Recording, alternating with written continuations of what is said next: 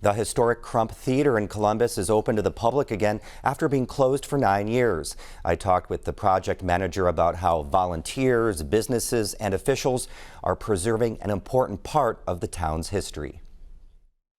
The last major renovation was more than 80 years ago, but the theater still reflects the eras since it opened in 1889. How do we make them all flow and come together?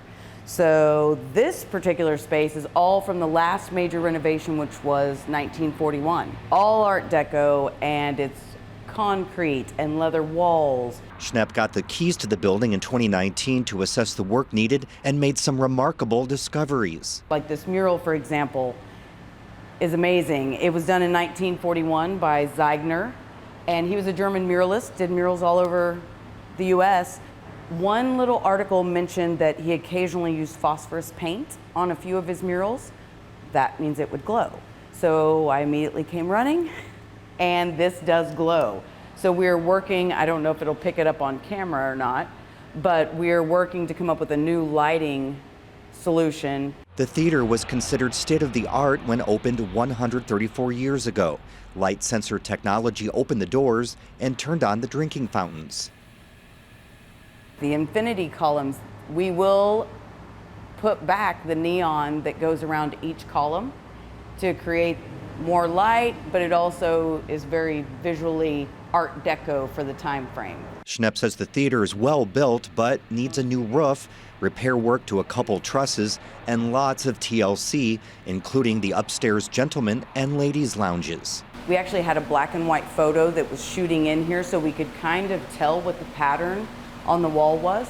And so local businesses jumped right in and picked out the wallpaper and the paint color, and all of it was donated, even the labor to do all of it.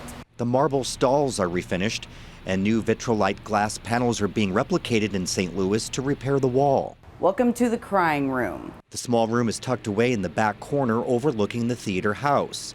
Now it's a museum filled with old candy boxes, photos, an antique popcorn machine, and pieces of an original opera house chair assembled to show what one would have looked like in 1889. As soon as you walk through these doors, it's a time hop because you're going to see eras from 1889 all the way through to the 1941. The grid ceiling is the original 1889 grid ceiling from the Opera House days. The floor we're standing on is the original 1920s wood floor that's suspended. The seats in the lower main house are from the 1941 renovation. Those are being redone and will be installed on the balcony.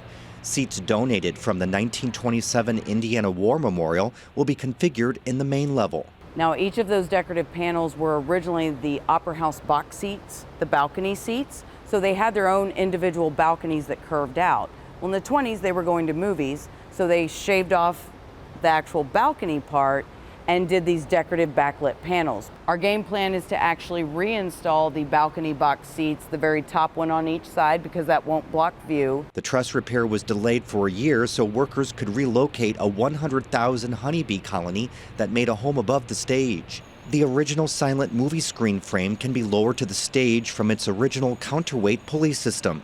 That as a volunteer here, your initiation is you have to be able to pull this thing up. A new screen was donated.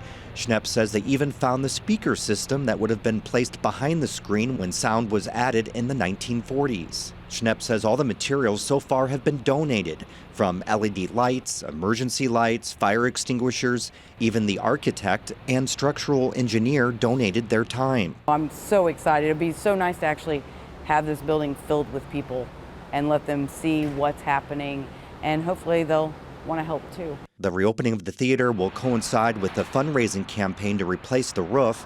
They're hoping to raise $60,000. Other community campaigns will help fund the seat reupholstery and a leather replacement. The theater is owned by the Columbus Capital Foundation, which aims to protect and preserve historic buildings. A short film viewing and teen bands are scheduled to perform this weekend.